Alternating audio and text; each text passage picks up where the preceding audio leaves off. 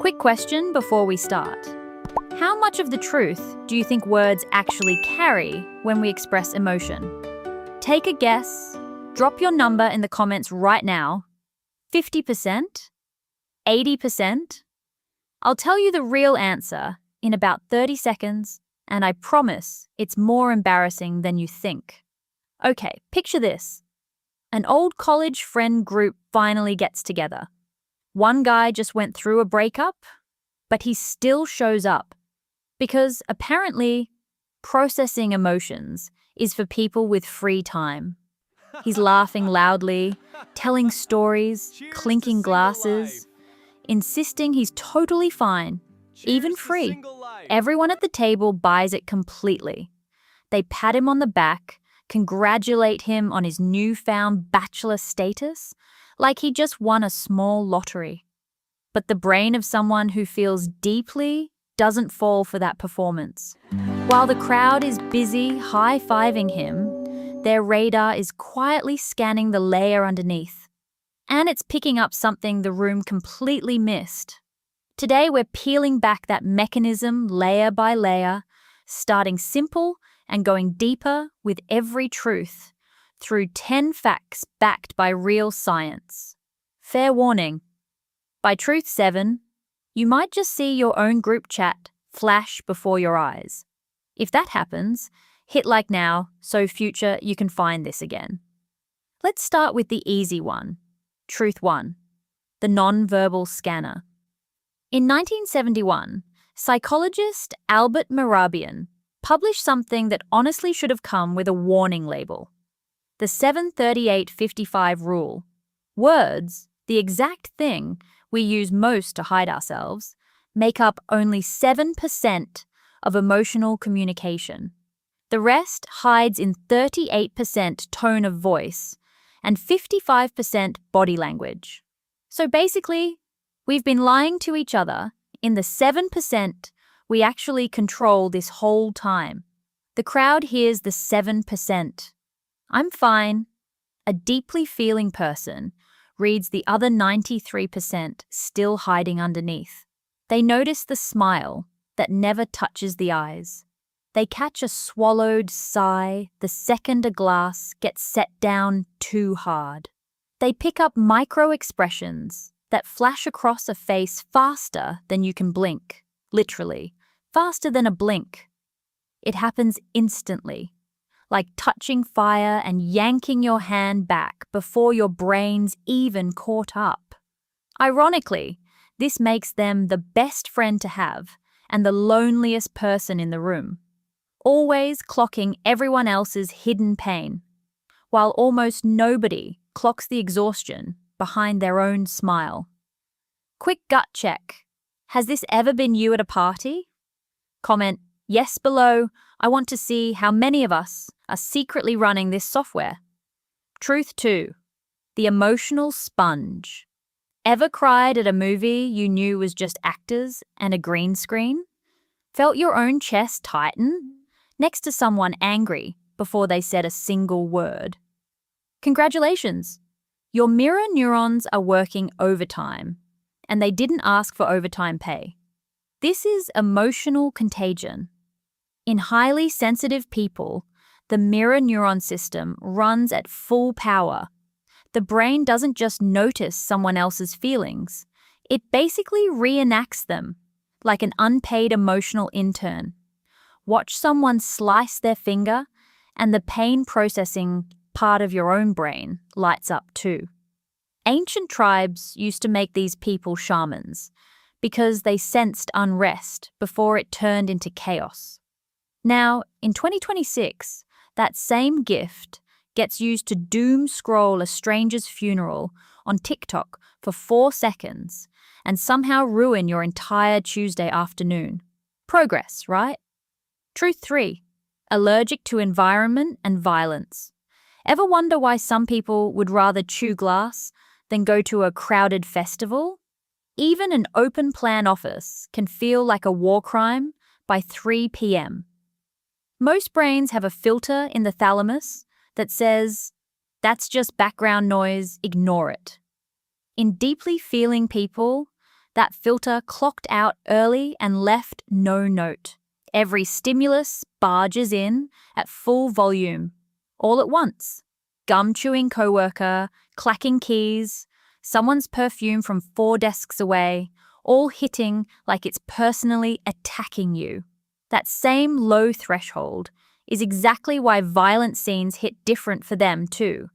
Logically, it's just a movie, but the brain still floods with stress hormones like it's real. Not cowardice, just a nervous system with 0 chill settings. Okay, pause.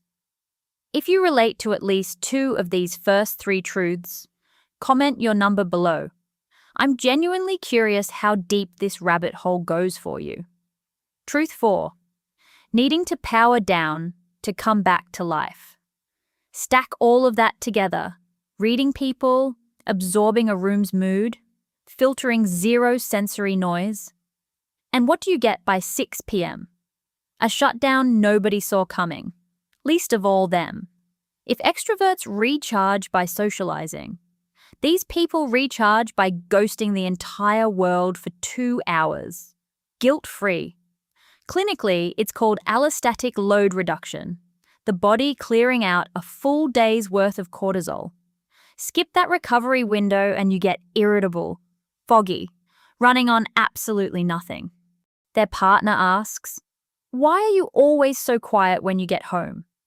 Babe, it's not you. The emotional gas tank hit empty 3 hours ago, and there was no gas station in sight. Truth 5. Fear of time pressure. I thrive under pressure and multitask like a machine. One of the great fictional universes of the modern interview, right up there with Marvel and Star Wars. A deeply feeling person can never say that sentence and mean it. This comes from depth of processing. Their brain automatically breaks down, cross-checks, and analyzes every incoming detail before deciding anything. Like a very thorough, very slow customs agent. The upside? Exceptional work. The downside? A tight deadline shoves that whole process into a blender and hits puree. Give them quiet and real time instead, though, and they'll produce something you didn't know was possible. Truth 6. The loop of chewing on the past. You'll forget what you ate for breakfast an hour ago, but your mum's disappointed face from 15 years ago over a broken vase, crystal clear, full HD, surround sound included. Psychology calls it rumination. Because information gets processed so deeply, memories don't save as plain text. They save as the full multisensory movie. Evolutionarily useful for remembering where the traps were. In a world with 0 actual traps left, though, that same tool just replays your worst moments on loop, free of charge, no subscription required. We really said, thanks, evolution, through gritted teeth on this one. All right, halfway point. If you're still here, comment orchid. So I know who made it this far, because Truth 10 is going to make a lot more sense once you do. Truth 7. Freezing in the face of conflict. These people are usually the most peace-loving person in any room. Not weakness, just pure dread of what conflict physically does to them. Their brain treats a tense conversation like a 5-alarm survival threat, not a Tuesday disagreement about whose turn it is to do dishes. A cold tone triggers the amygdala. What's called amygdala hijacking.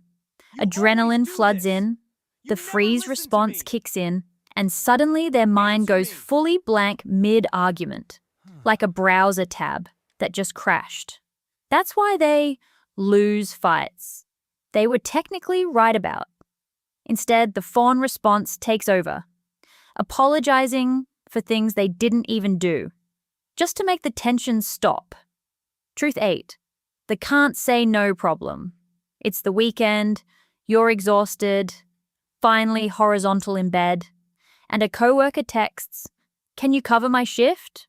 Something came up. You don't want to. You need the rest. 3 seconds later, your thumbs have already typed, "Okay, I'll be there," like they're operating independently from the rest of you. Neuroscience shows social rejection gets processed in the same brain region as actual physical pain.